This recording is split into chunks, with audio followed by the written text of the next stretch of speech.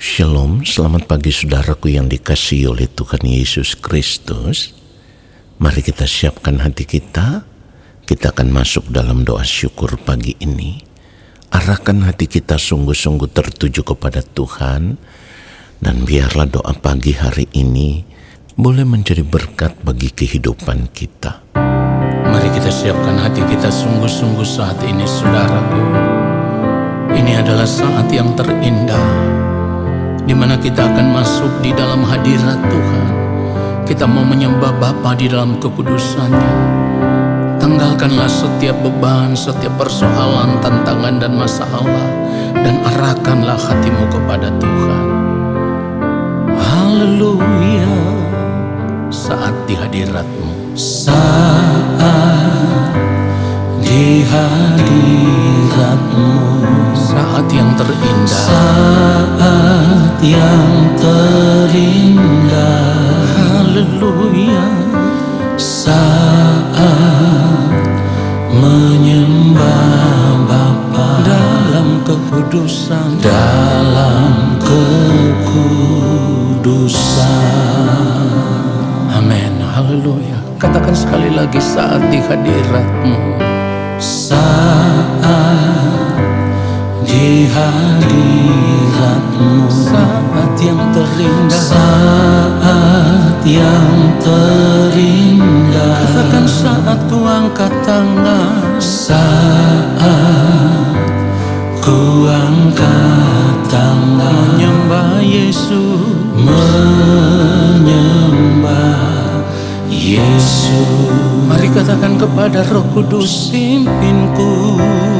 Roh Kudus pimpin Saat ku menyembah, saat ku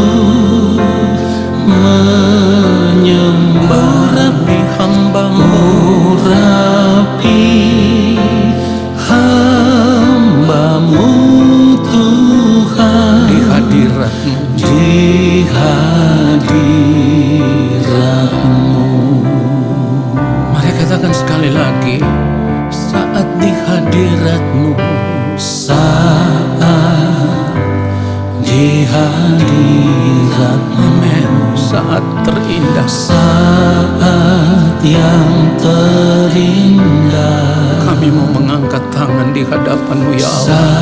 Saat ku angkat tangan menyembah Yesus. Roh Kudus pimpinku. Roh Kudus pimpinku. Haleluya. Saat ku menyembah. Urapi hamba-Mu. Urapi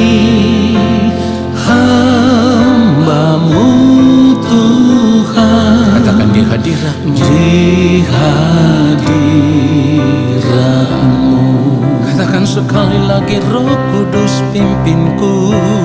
Roh Kudus pimpin. Yes Lord, saat ku menyembah, Saat ku menyembah. urapi hamba-Mu. Urapi Haleluya.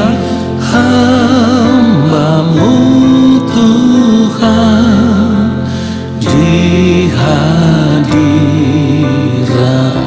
Ya Roh Kudus, pimpin kami menyembah. Roh Kudus pimpinku.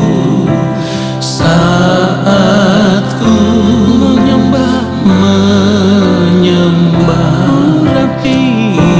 Urapi Haleluya. hamba-Mu Tuhan, di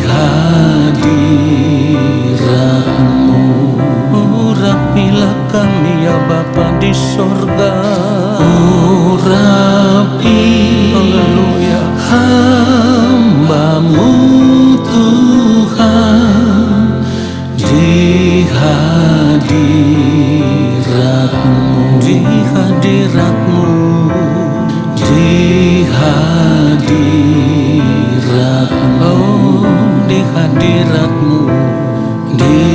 hadiratmu.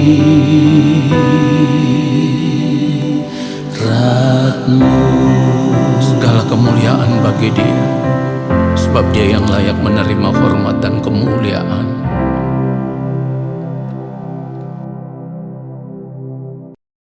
Mari kita berdoa. Bapa yang Maha Kudus, kembali saat ini kami semua ada di hadapan-Mu ya Allah. Kami mau menyediakan waktu yang khusus untuk duduk diam di kaki-Mu ya Tuhan. Duduk diam di dalam hadirat-Mu. Dan kami merindukan lawatan-Mu ya Tuhan atas setiap kami pribadi lepas pribadi.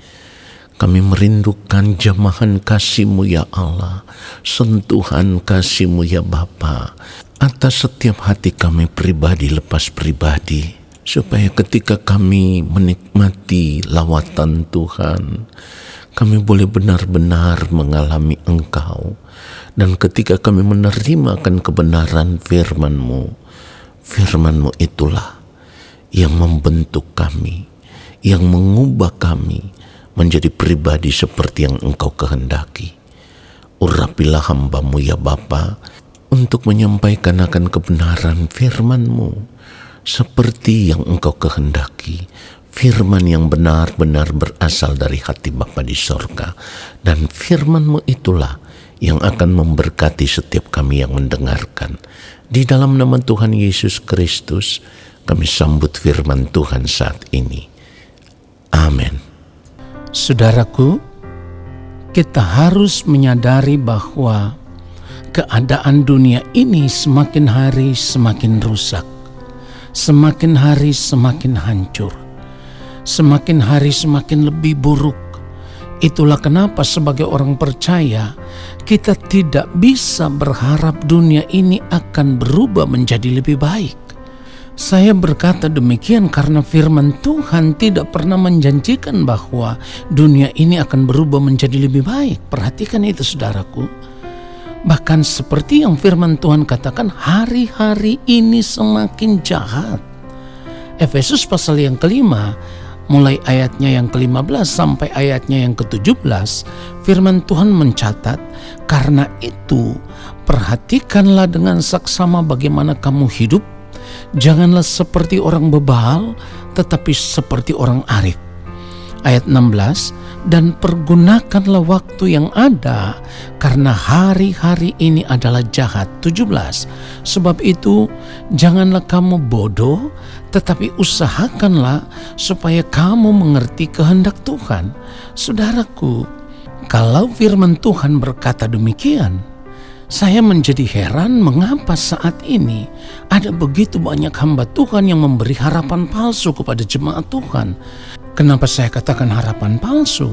Karena ada begitu banyak pengajaran yang mengajarkan jemaat Tuhan supaya optimis dunia ini bisa berubah menjadi lebih baik. Saudara, firman Tuhan tidak pernah berkata demikian. Lalu yang menjadi pertanyaannya adalah, mengapa hal yang demikian harus disampaikan kepada jemaat? Kalau kita tahu bahwa firman Tuhan tidak pernah menjanjikan itu.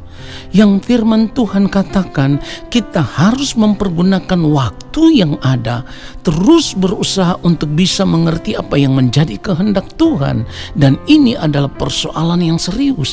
Ini harus menjadi perkara yang harus kita selesaikan sebelum waktu Tuhan tiba bagi kita. Saudara, tadi saya katakan kenapa hal ini harus disampaikan kepada jemaat? Karena selama ini jemaat hanya diajarkan bagaimana memanfaatkan Tuhan, berharap kepada Tuhan supaya jemaat bisa diberkati Tuhan, hidup penuh dengan berkat-berkat Tuhan dan bisa menikmati berkat-berkat Tuhan di dunia ini. Saudaraku, kalau pengajaran hanya berorientasi kepada berkat-berkat Tuhan, saya mau katakan ingat baik, ada penyesatan terselubung yang saat ini saudara tidak menyadarinya.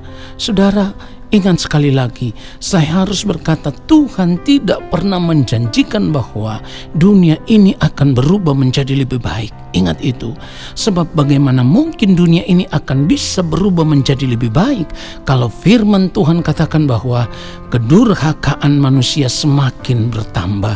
Matius pasal 24 ayatnya yang ke-11 dan ayat 12, firman Tuhan katakan banyak nabi palsu akan muncul dan menyesatkan banyak orang. Ayat 12, dan karena makin bertambahnya kedurhakaan, maka kasih kebanyakan orang akan menjadi dingin. Saudara perhatikan baik, jika firman Tuhan berkata demikian, bagaimana mungkin dunia ini bisa berubah menjadi lebih baik? Dunia ini sedang disimpan dan akan hangus dalam nyala api. Itu yang firman Tuhan katakan. Kenapa kita masih mau menaruh pengharapan untuk menikmati dunia ini? Saudaraku, saya sadar sungguh bahwa dengan menyampaikan kebenaran ini tidak semua orang bisa menerimanya. Kenapa? Karena bagi sebagian orang percaya, mereka sudah terlanjur percaya kepada janji-janji yang tidak sesuai firman Tuhan itu, sekalipun apa yang disampaikan itu menggunakan nama Tuhan. Tetapi saudaraku, kita harus semakin peka. Kita harus uji untuk menerima pengajaran tersebut. Apakah ini sesuai dengan kebenaran yang Tuhan kehendaki atau tidak? Jadi saudara harus menyadari akan hal ini. Memang tidak banyak orang yang mau mendengarkan kebenaran firman Tuhan seperti ini. Tetapi sebagai hamba Allah, saya harus sampaikan ini kepada saudara dengan jujur, sebab saya tidak ingin menyesatkan saudara. Kebenaran ini saya sampaikan supaya kita sama-sama mengoreksi seluruh keberadaan hidup kita. Kita koreksi diri kita kepada siapa kita sedang menaruh pengharapan kita saat ini. Kalau kita berkata bahwa saat ini kita menaruh pengharapan kepada Yesus, maka yang Tuhan Yesus mau adalah supaya kita memikirkan perkara yang di atas dan bukan yang di bumi. Perhatikan itu saudaraku. Lalu mengapa kita masih mengharapkan keadaan dunia ini bisa berubah menjadi lebih baik? Tuhan tidak menjanjikan itu. Sebab yang Tuhan janjikan adalah supaya di mana Dia berada, di situ pun kita berada bersama-sama dengan Dia. Itulah yang dicatat di dalam Yohanes 14 mulai ayat yang pertama. Jangan gelisah hatimu, percayalah kepada Allah, percayalah juga kepadaku. Di rumah Bapa-Ku banyak tempat tinggal. Jika tidak demikian, tentu aku mengatakannya kepadamu, sebab aku pergi ke situ untuk menyediakan tempat bagimu. Dan apabila aku telah pergi ke situ dan telah menyediakan tempat bagimu, aku akan datang kembali dan membawa kamu ke tempatku, supaya di tempat di mana aku berada, kamu pun berada. Perhatikan itu saudaraku. Ini janji yang harus kita pegang. Ini yang Tuhan Yesus janjikan, tidak ada yang lain. Dunia tidak pernah berubah menjadi lebih baik. Kalau kita pegang teguh akan janji Tuhan ini, kita akan berjuang sungguh-sungguh untuk semakin hari semakin berkenan kepada Tuhan. Justru dengan keadaan dunia yang semakin rusak ini, kita semakin mengerti bahwa waktu Tuhan sudah semakin dekat. Dengan demikian, kita akan terus berjuang menjaga kesucian hati, pikiran, perkataan, perbuatan, supaya hidup kita tetap ada dalam kekudusan Allah dan hidup kita tetap berkenan di hadapannya. Kiranya kebenaran firman Tuhan ini memberkati kita semua. Amin. Mari kita berdoa saudaraku. Bapa yang Maha Kudus, terima kasih untuk kebenaran firman-Mu yang sungguh menyadarkan kami, dan kami mau terus memeriksa segenap keberadaan hidup kami, supaya apapun yang kami lakukan di sepanjang hari-hari hidup kami mau melakukannya sama seperti Kristus hidup. Kami hidup tidak lagi untuk menikmati dunia ini, tetapi hidup hanya untuk melakukan apa yang menjadi kehendak-Mu ya Allah. Di sepanjang hari-hari hidup kami, Allah Roh Kudus tolong kami, pegang tangan kami. Bawalah kami untuk terus berjalan di dalam kebenaran-Mu, supaya apapun yang kami lakukan di dalam sepanjang hari hidup kami, semuanya sesuai dengan kehendak Bapa di sorga, dan hidup kami memuliakan Engkau ya Allah. Kami mau berjuang untuk meninggalkan semua cara hidup kami yang tidak sesuai dengan kehendak-Mu ya Bapa. Cara hidup yang sama seperti dengan dunia ini, kami mau tinggalkan itu semua. Kami mau berjuang untuk hidup benar-benar berkenan di hadapan-Mu ya Allah. Kami bersyukur untuk firman-Mu yang sungguh menyadarkan kami dan memberkati kami. Saat ini ya Bapa, kami semua mau mengangkat tangan di hadapan-Mu. Kami percaya Engkau akan menurunkan tangan dan memberkati kami. Turunlah atas kehidupan kami segala berkat kasih karunia daripada Allah Bapa di sorga. Rahmat cinta kasih yang berlimpah-limpah dari Tuhan Yesus Kristus di dalam persekutuan yang manis dengan Roh Allah yang kudus menyertai langkah hidup kami dan memberkati kami sekarang dan sampai selama-lamanya. Amin. Saudaraku, selamat menjalankan aktivitas hidup di sepanjang hari ini. Tuhan Yesus memberkati kita semua. Shalom.